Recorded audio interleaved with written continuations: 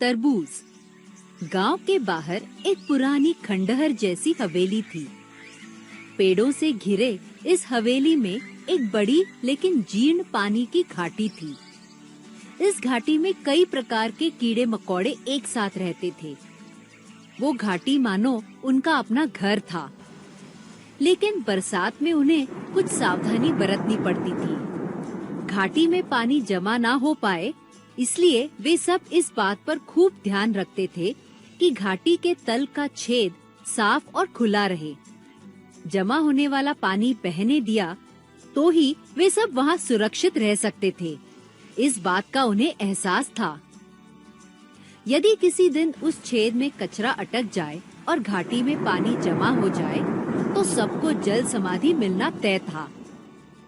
इसलिए तल के छेद में कुछ अटक ना जाए, इसकी सावधानी बरती जाती थी। ये जिम्मेदारी लाल रंग के कीट बीटल ने स्वीकारी थी। बीटल आंख में तेल डालकर अपना काम पूरी ईमानदारी से निभाता था। एक दिन अचानक घाटी के कीटों की दुनिया पर एक बहुत बड़ा संकट आया। घाटी के तल के छेद पर एक बड़ी भारी चीज जोरदार धमाके के साथ गिरी और वो छेद बंद हो गया।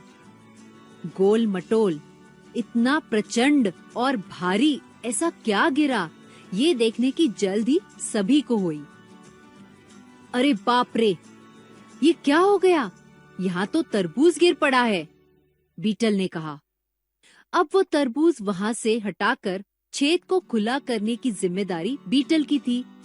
बीटल ने बहुत प्रयास किया, लेकिन वो उस तरबूज को रत्ती भर भी हिला नहीं सका। संकट के एहसास से अस्वस्थ हुए बीटल ने अब अपने सभी रिश्तेदारों को बुलाकर तरबूज को हटाने का खूब प्रयास किया, लेकिन तरबूज जैसे का तैसा था, वो तो जरा भी नहीं हिला। इसके बाद घाटी के बाकी बलवान और होशियार कीट आगे बढ़े।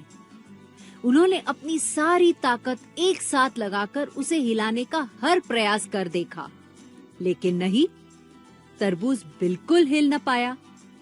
बहुत प्रयास करने पर भी उस तरबूज को हिलाने में सबके सब पूरी तरह से असफल रहे। घाटी के कीटों में अस्वस्थता बढ़ रही थी। माहौल बड़ा ही तनाव से भरा होने लगा था। इतने में एक छोटी चींटी वहाँ आई और अपने नाजुक आवाज में सबसे कहने लगी, मैं ये तरबूज ले जाऊं? सब देखते रह गए।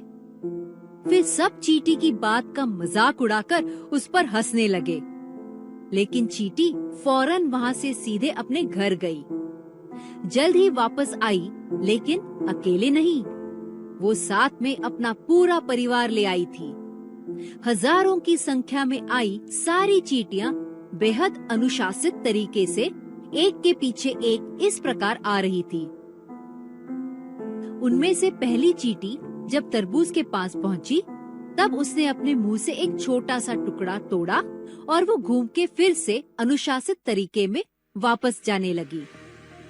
इस प्रकार से एक एक करते हुए हर चींटी तरबूज का एक टुकड़ा ले जाने लगी। हर चींटी जो छोटा सा टुकड़ा ले जा रही थी, उससे क्या चमत्कार हो रहा था, ये जल्द ही सबको नजर आने लगा। कुछ ही समय में ऐसा हुआ कि अब घाटी में रहे तरबूज का एक भी कण बाकी नहीं रहा था।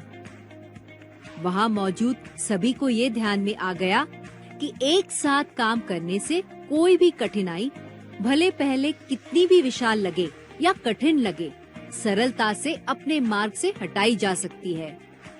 साथ ही कठिन समय से निकलने के लिए बल के साथ साथ युगत का भी महत्व होता है।